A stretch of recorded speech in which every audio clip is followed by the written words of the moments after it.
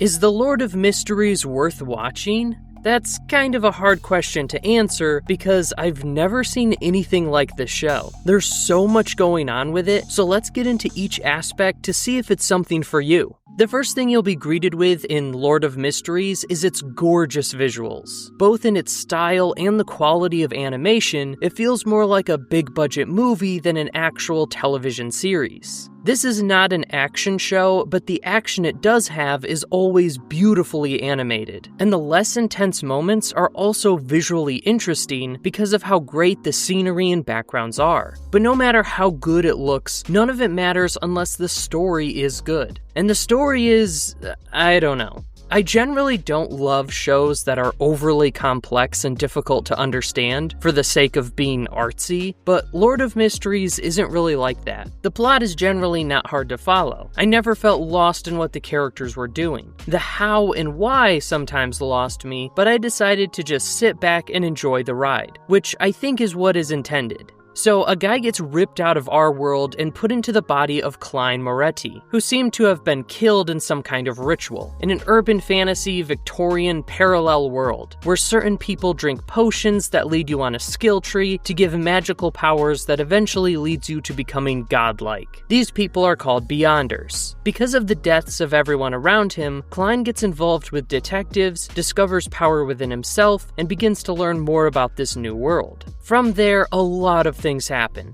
It throws you right into the world and all of its mysteries without explaining much. It's very cinematic in its storytelling, letting you piece together what is happening from context clues. The world building is intrinsically linked to the story, from cults worshipping obscure evil gods to the society, government, and beyonder powers. It all plays into the mystery thriller story. If I was to compare it to anything, it feels a lot like a FromSoft game. From the opening vaguely explaining the power system to the insane moments that are given little to no explanation. It often feels like watching a collection of cutscenes from Elden Ring. The best part of Elden Ring and Lord of Mysteries is slowly piecing it all together. This isn't a traditional mystery story. It doesn't focus on one thing leading to a big reveal. It's more like everything is a mystery, and you're both piecing together what the baseline for this world is on top of the mysteries within this world. Each episode makes it a little clearer while also developing more mysteries, so it can feel like a lot, but rewards you for paying attention.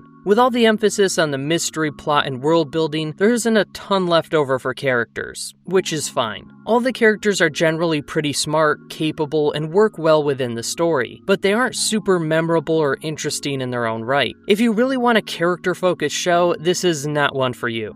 Finally, this is not an anime. It's a donguha, because it's a Chinese webcomic adapted into animation by a Chinese studio, which partially explains why it's so different than any other anime I've seen, even down to its runtime, which is usually around 35 minutes per episode. I don't totally get Lord of Mysteries, I don't even know how good it is, but that is what I like about it. It's an ambitious story with a great vibe. Right now, I'm giving it an S-tier show, but a 6. It's not my favorite thing in the world, but it's so original, I can see this being a lot of people's favorite thing. Thanks for watching. If you want like the most opposite anime imaginable, check out this review of Reborn as a Vending Machine here on this end screen. Subscribe for more reviews and recommendations. Jiao miao.